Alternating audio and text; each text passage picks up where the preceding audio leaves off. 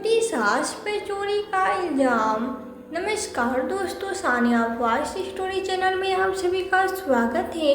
तो दोस्तों, आज की कहानी है बूढ़ी सास पर चोरी का इल्जाम। मम्मी जी, आज मैं अपने घर जा रही हूँ, आपको चलना है तो चलिए, आपका भी मन बहले और मेरी भी मदद हो जाएगी। अनु ने तैयार होते हुए अपनी सास को बुलाकर कहा। उसकी सास अनीता जी ने कहा, कैसी मदद बहू?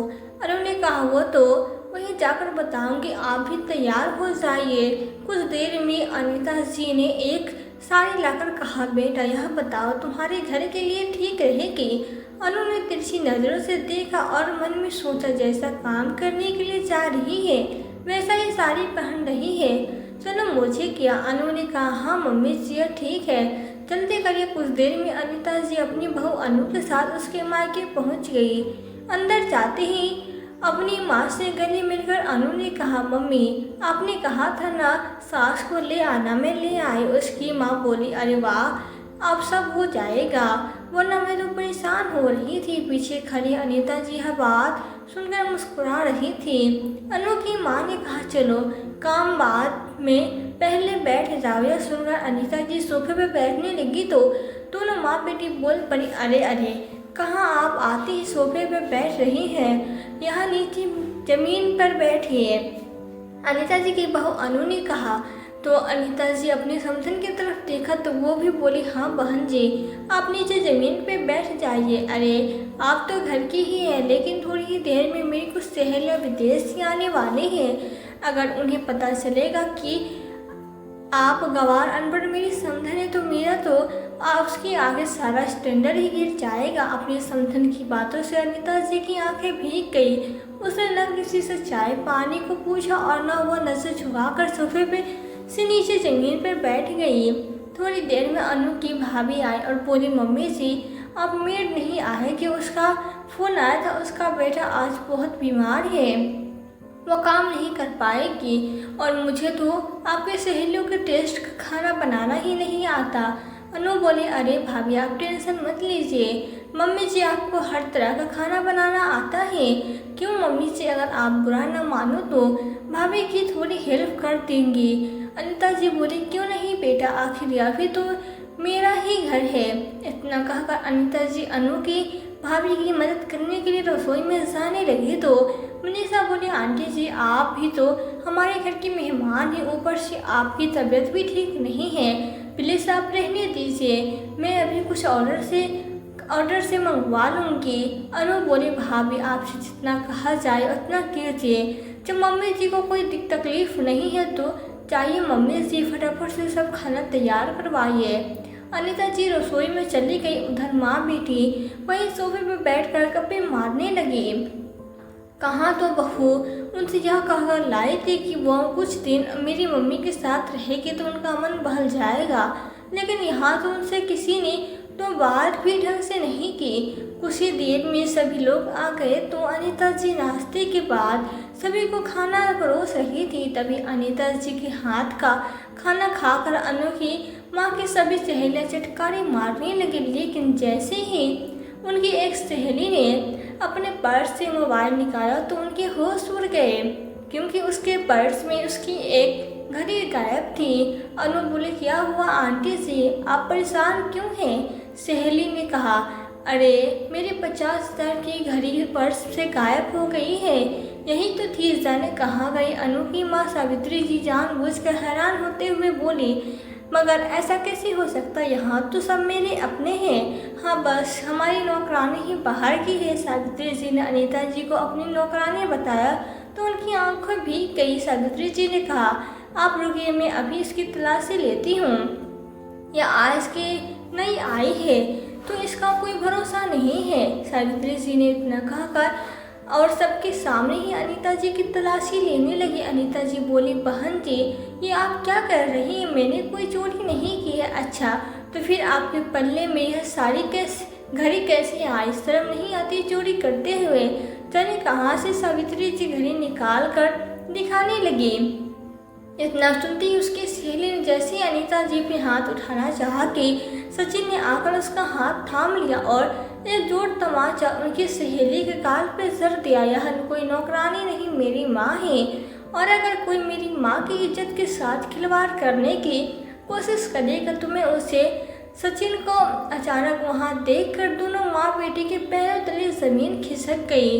बेटे को सामने देखकर अनीता जी रोने लगी। सचिन ने अपनी माँ के आंसू पोंछे। अनीता जी बोली, बेटा मैंने कोई चोरी नहीं की, पता नहीं मेरे पल्लू में यह घड़ी कैसे बंधी।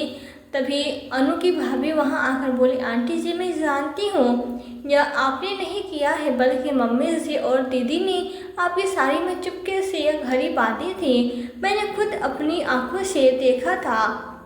यह लोग यही थी कि आज वो इस बुढ़िया को सबक सिखा कर ही रहेगी।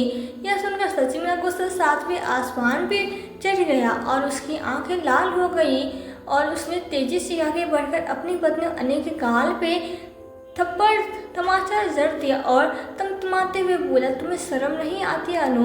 तुम्हारी माँ के साथ कोई ऐसा करे तो हिम्मत कैसे हुई तुम्हारी मेरी माँ के साथ ऐसा इतनी घटिया हरकत करने की? मुझे तो यह समझ ही नहीं आ रहा कि तुम माँ को यहाँ लाए क्यों हो। इसलिए कह रही थी कि मैं कुछ दिनों के लिए अपने मायके लेकर जाना चाहती हूँ। वो वहाँ मेरी मम्मी के से मिलेगी तो उनका मन बहल जाएगा। क्या यही है माँ के लिए तुम्हारी चिंता?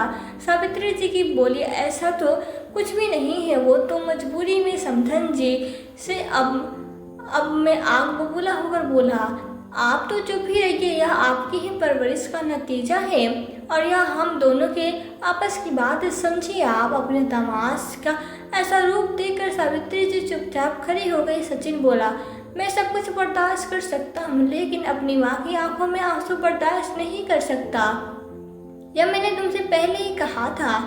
जब तक तू मेरी माँ से घर आकर माफ़ी नहीं मांग लेती, तब तक घर आने की कोशिश मत करना, पड़ी रहो यहीं। और तुमने जो मेरी माँ का अपमान किया है उसकी भरपाई तो तुम दोनों माँ बेटी को करनी ही पड़ेगी। इतना कहकर उसने अपनी माँ का हाथ थामा और उन्हें लेकर घर से वापस चला गया। दोनों माँ बेटी चुपचाप उसे जाते देखते रह गए। अब सचिन और अनु एक ही कॉलेज में पढ़ा करती थी, दोनों में अच्छी दोस्ती थी। कब प्यार में बदल गया दोनों को पता ही नहीं चला और दोनों ने ही जल्दी में ही शादी करने का फैसला भी कर लिया। पर अनु की एक बात से सचिन हैरान रह गया।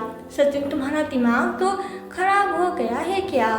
तुम यह क्या कहना चाहती हो कि शादी के बाद तुम्हारी माँ हमारे साथ रहेगी? मैं तुमसे शादी करके तुम्हारी माँ की सेवा करूँगी तो भूल जाओ, मैं उनसे तो नहीं हूँ कि सास के चरणों में पड़ी रहूँ। मेरी भी ज़िंदगी है, मेरा अपना लाइफ स्टाइल है, तो मैं अपने तरीके से जीना चाहती हूँ। एक आइडिया है, इससे हम दोनों की परेशानी सॉल्व हो सकती है। सचिन लगातार उसे घूर रहा था। वो गुस्से में बोला, चलो आइडिया भी बता दो। अनु ने कहा, अपनी माँ को आश्रम में भेज दो, वो भी खुश रहेंगे और हम भी आज़ाद रहेंगे। सचिन ने कहा, भूल जाओ अनु कि मैं ऐसा कभी कुछ करूँगा। तुम्हें माँ के साथ रहना है तो रहो, वरना छोड़ो। अनु ने उस वक्त सचिन को पाने की जिद में बात को टाल दिया। मगर शादी के बाद जब सचिन ने अनु से अब फिर से अनीता जी का वृद्धाश्रम भेजने की बात कही तो वो उसकी बात टाल दिया गया। इसलिए अनु अनीता जी से अब चिड़ी से रहने लगी, उन पर अत्याचार करने लगी। कभी भी चोरी चकारी का इल्ज़ाम लगा देते, उल्टी सीधे बातें सचिन को बता कर उसको भी अपने पक्ष में कर लिया।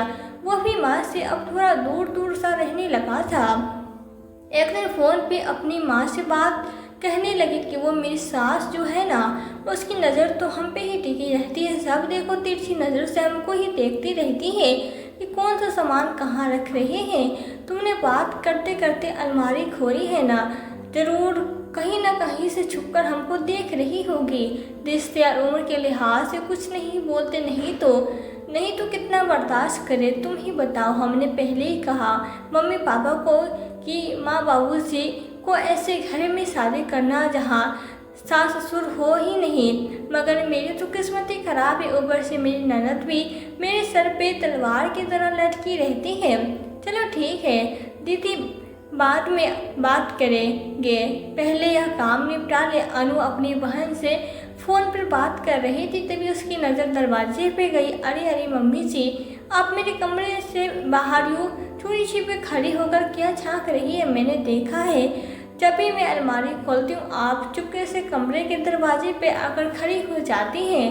यह देख रही है ना कि मैं पैसे किस अलमारी में रखती हूँ? बोलिए, मैं आपको बहुत अच्छे से जानती हूँ। चुपके से आप ऐसे पैसे निकाल लेगी और जब अपनी दुलारी बेटी या मामा जी आएंगे तो उन्हें पकड़ा देंगी और वो पैसे लेकर रफू चक्कर हो जाएंगे। फिर हम कैसे पता लगाएंगे कि पैसे किसने लिए हैं? यही बात है न, बोलिए क्यों नहीं बोलती है? अब क्या मुंह में दही जमकर बैठा है? अनु अपनी सास अनीता जी से कहती है। अनीता जी बोलिए, भगवान से डरो, वो यह कैसी गिरी हुई बातें कर रही हो? मैं तो बस यह कहने आई थी कि जो तुमने काम कहा तो वो मैंने कर दिया, तो क्या आप मैं थोड़ी देर आराम कर लूँ? और भला मैं अपनी ही बेटे के पैसों को बुरी नज़र क्यों लगा डालूँगी? क्या मेरे बेटे का पैसा मेरा नहीं है? मगर मैं तो कभी अधिकार भी नहीं जमाती, तो मेरे भाई और मेरे बेटे को इसमें क्यों घसीट रही हो? मैंने तो कभी तुम्हारे मायके से आने वाले के बारे में नहीं कहा। अनु बोली, अच्छा तब आप अपनी बेटी और अपने भाई की तुलना मेरी माँ और मेरी बहन से करेंगी? कहाँ मेरा परिवार, कहाँ आप लोग, और इसे पैसों का आपका अधिकार कब से होने लगा? अनीता जी बोली, क्यों? एक माँ अपनी बेटी को पाल पोस कर कमाने लायक बनाती है और जब बेटा कमाने लगता है तो उसकी पत्नी का अधिकार उस पर हो जाता है। वो कैसे? 27 साल मैंने मेहनत की और फल किसी और के नाम हो गया। यह तो संसारण नाइंसाफ़ी है। एक माली बंजर जमीन को हरा भरा करके फूल पौधे लगाकर उसे सुंदर बगीचा बनाता है तो वो बगीचा किसी और का हो जाता है। मैं अगर जिंदा रही तो 10-15 साल बाद तुमसे पूछूंगी कि तुम्हारी बेटी पर तुम्हारा पहला अधिकार है या उसकी पत्नी का। और एक बात यह भी, मुझे अपने बेटे की कमाई नहीं चाहिए। तुम्हारे ससुर जी जाने से पहले मेरे खाने और दवाई का इंतजाम करके गए हैं। कुछ और नहीं तो कम से कम इज्जत की तो रोटी भगवान से डरो।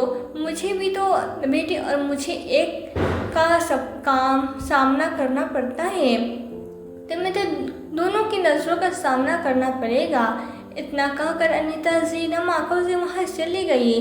उसने जाते ही अनु अपनी माँ से अपनी सास की शिकायत करने लगी और कहने लगी, माँ मेरी सास बहुत ठीक है, उसके दिमाग में कोई भी बात जल्दी से आती नहीं। हिम्मत तो देखो उसकी, मेरे पति के पैसे पर अपना हक बता रही है। इन जैसी औरतों को ही वृद्धाश्रम का रास्ता दिखाना पड़ता है। अरे मेरा एहसान मानने की जगह मुझे 4 बातें सुनाई गई। दोनों माँ बेटी अनीता जी की चुगली करने में लगी थी। वहीं अनीता जी की बेटी दीपा का जब फ़ोन आया तो माँ की आवाज़ सुनकर उसने कहा, माँ आप परेशान क्यों लग रही है? तो अनीता जी ने कहा, यह डाल दिया कि हर घर में छोटी छोटी बातें होती रहती हैं, हमेशा उसको नज़रअंदाज करना चाहिए। घर की शान बनाए रखने के लिए अनीता जी हर बार चीज़ों को अनदेखा कर देती थी, पर कब तक करती रहेगी? अनीता जी के पति ने अपनी सारी जिम्मेदारियों को पूरा किया था। बेटी की शादी को भी 6 महीने नहीं हुए थे कि अचानक हुई उसकी मौत के कारण वो दुनिया से चले गए। जब तक वे जिंदा थे उनका बेटा सचिन और बहू अनु की हिम्मत नहीं थी कि अनीता जी से कुछ कह सके। उनकी आंखें क्या बंद हुई। बेटे बहू ने घर में अपना एक छत्र राज समझ लिया। यहाँ तक कि सचिन का भरोसा अपनी माँ से उठ गया। वो अपनी माँ से बातों और चीज़ों को छुपाने लगा। पैसे हमेशा अपनी पत्नी के हाथ में देने लगा और पत्नी के सामने अपनी माँ का कई बार अपमान कर देता था। वह सब देखकर अनीता जी दुखी रहने लगी थी, जिसके कारण उनका स्वास्थ्य भी अब गिरने लगा था। यह दुख उन्हें अंदर ही अंदर खाया जा रही थी। मन के दुख को मन में ही दबा कर रख रही थी, क्योंकि कोई उनकी सुनने वाला नहीं था। बेटी को बताकर उसे दुखी नहीं करना चाहती। समय बीता। एक रोज अनु अपनी बहन के साथ मॉल घूमने के लिए चली गई। यह कहकर गई थी कि खाना बना कर रखना और घर की देखभाल करना। मैं करवा चौथ के शॉपिंग करने जा रही हूँ। अनीता जी का भाई जो उसी शहर में रहता था, वो हर दूसरे तीसरे दिन अपनी बहन की खोज खबर लेने आते रहते थे और जो छोटे मोटे काम होते तो वो भी कर जाते थे। पति की मृत्यु के बाद भाई ही उसका एकमात्र सहारा रह गया था। सचिन उस दिन दफ्तर से जल्दी आ गया और इधर उधर अनु को ढूंढने लगा। जब वो नहीं मिली तो अनीता जी ने धीरे से बोला, माँ, अनु दिख नहीं रही है, कहीं गई है क्या? यह मामा जी हर दूसरे तीसरे दिन क्यों आ जाते हैं? मुझे एक ज़रूरी काम था। अनीता जी बोली, हाँ बेटा, वो खरीदारी करने गई है। अगर तुम मुझे उस काम के लायक समझते हो तो मुझे बता दो। आखिर इतनी सालों तक मैंने ही तो तुम्हारी चीज़ों को और तुम्हारा ध्यान रखा। सचिन बोला, हाँ माँ, मुझे भी पता है। आपको अपने फर्ज गिनवा कर रख दीजिए। ध्यान रखिए, बिना मुझसे पूछे बेफजूल के खर्चे मत कीजिएगा। और हाँ, थोड़ा छुपा कर रखिएगा, क्योंकि हम घर में ना भी रहे तो मामा जी उनके बच्चे आते रहते हैं। मेरे घर को धर्मशाला बना रखा है। और हाँ, जब तक मैं पैसे ना मांगू किसी को मत दीजिएगा। आप कर लोगे ना? अनीता जी बोली, अरे बेटा, विश्वास रखो मुझ पे। तुम्हारे पैसे भी तो मुझसे पैसे रखवाते थे।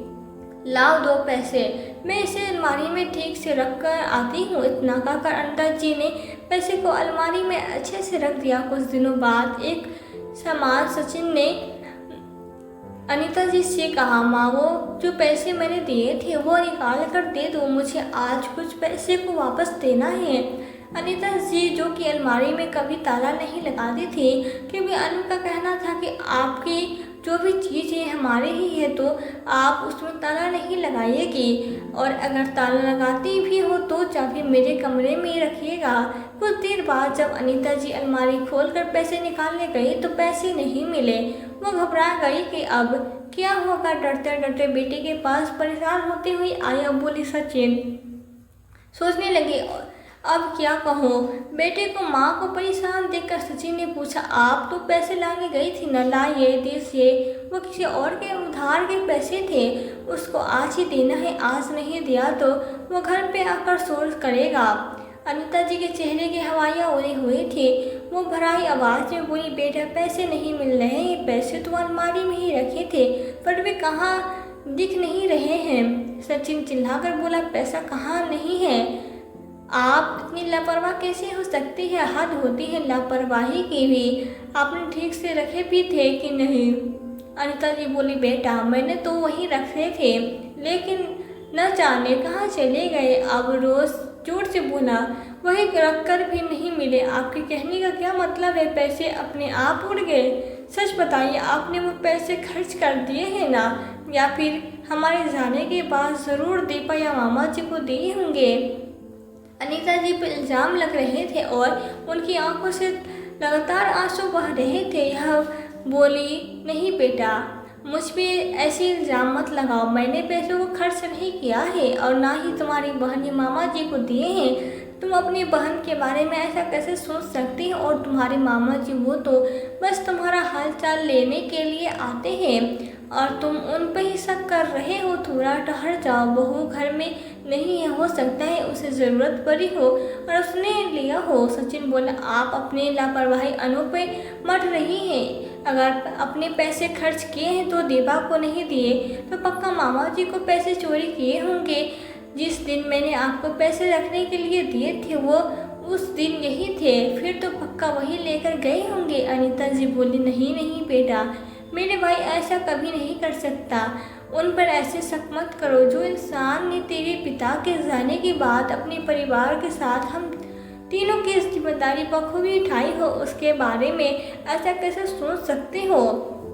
तुम मानती हो अब उनके हालात पहले से कमज़ोर है, लेकिन उसका मतलब यह तो नहीं कि वो चोरी करने लगे।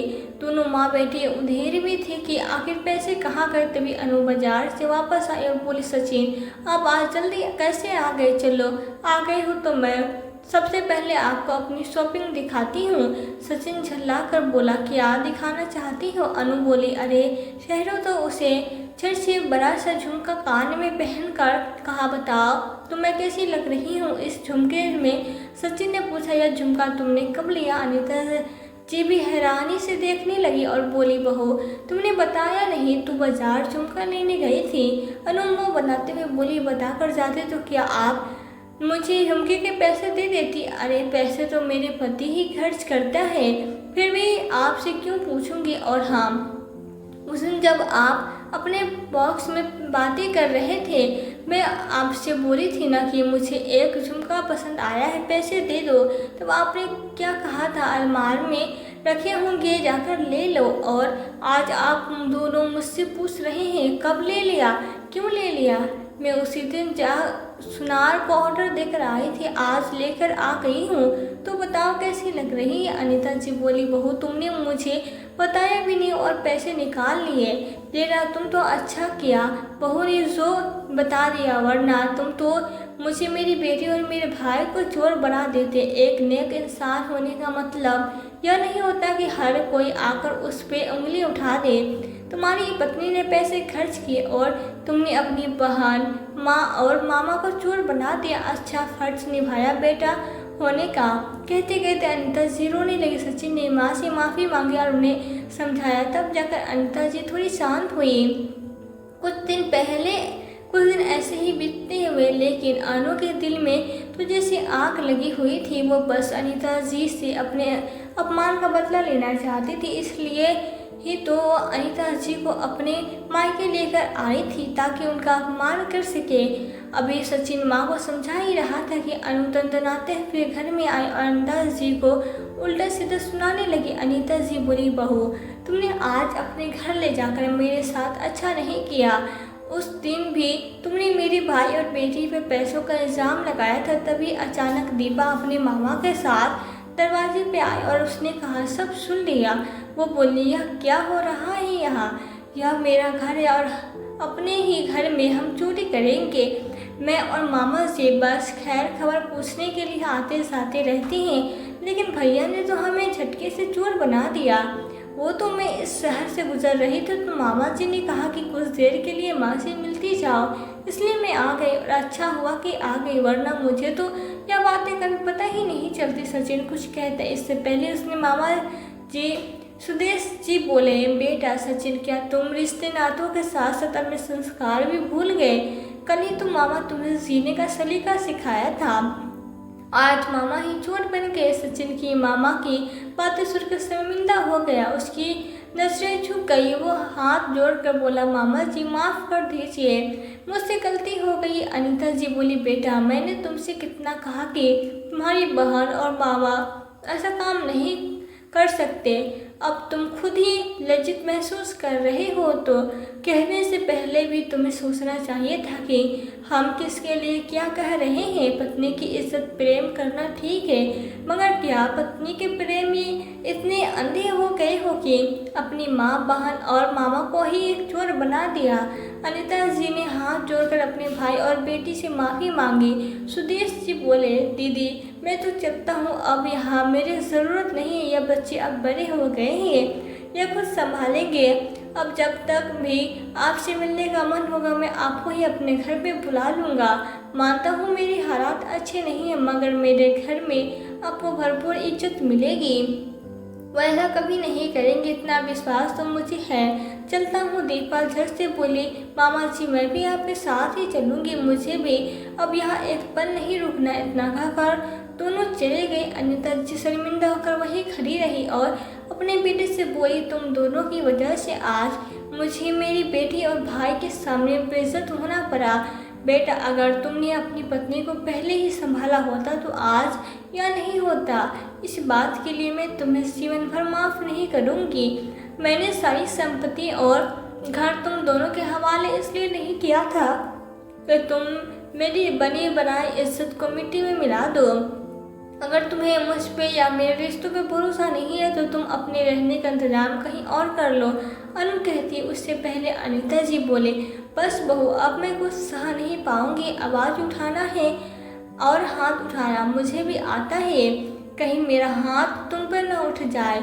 अरे हाँ, तुम तो मुझे वृद्धाश्रम भेजने वाली थी ना, अब इस घर से निकलने वाली थी ना।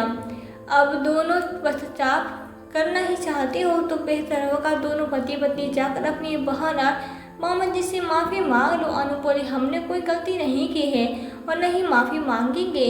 अपनी बेटी की क्या औकात है जो मैं उससे माफ़ी मांगू। सचिन कुछ कहता उससे पहले ही अनीता जी बोली, सचिन तुम लोगों ने माफ़ी नहीं मांगी तो जल्दी से मेरे घर को खाली कर दो और जाओ। मैं अपने घर से के चोर के साथ नहीं रह सकती। इतना कहकर वो कमरे में चली गई। सचिन ने अपनी पत्नी को समझाया, अनु अलग रहने का खर्च करना मेरे बस की बात नहीं है। ऐसे मेरे हालात खराब है, ऊपर से तुम्हारी ये रोज रोज के नाटक। बिना पूछे तुमने किसी के उधार के पैसे खर्च कर दिए। कल सुबह जाकर वो झुमका वापस कर देना और सारे पैसे लाकर मुझे दे देना ताकि मैं उस आदमी को लौटा सकूं।